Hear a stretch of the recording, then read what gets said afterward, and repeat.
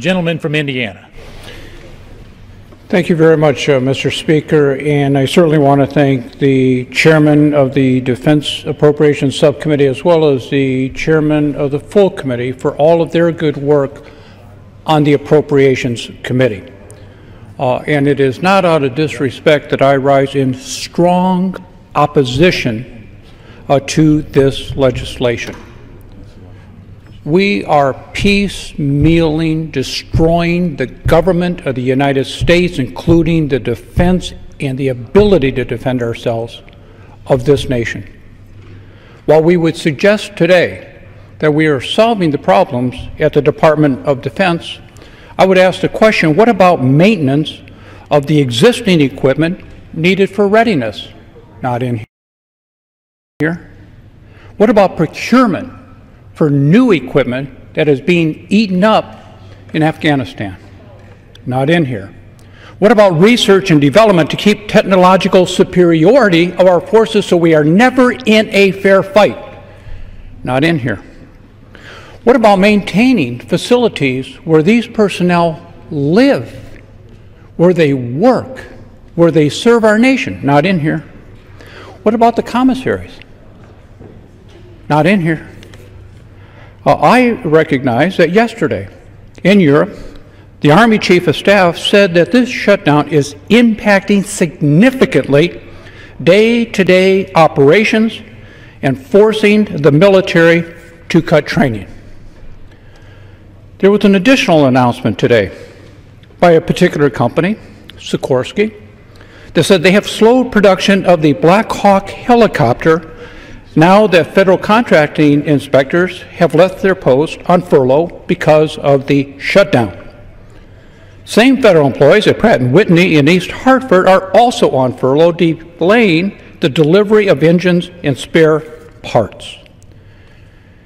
And I reference the good chairman of the subcommittee on defense appropriations, and Mr. Rogers, who is chairman of appropriations.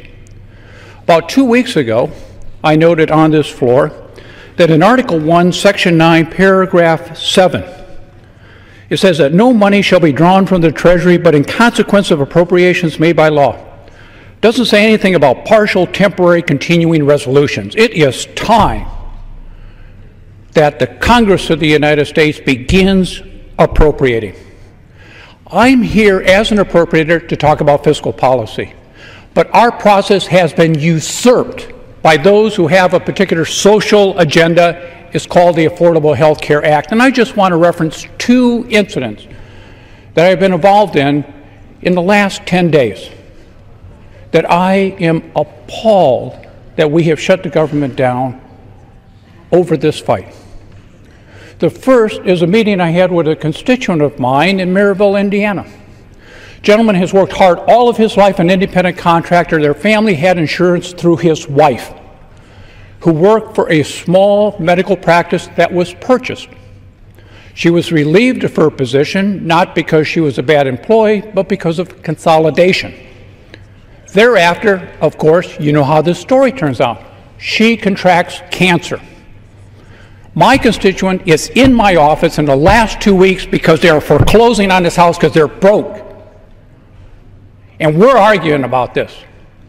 But what infuriates me and profoundly disappoints me is I'm getting on an elevator across this aisle at about 1 o'clock in the morning this Tuesday, and one of my colleagues gets on that elevator, and my colleague was gleeful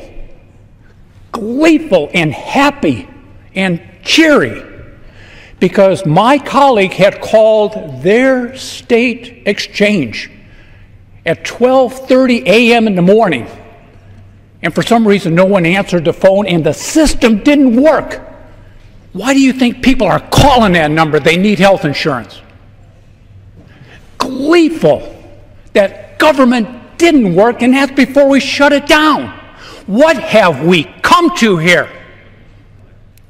We have the best country in the world. It's time we start running it again. I'm opposed to this piecemeal approach, and I reserve the balance of my time. The gentleman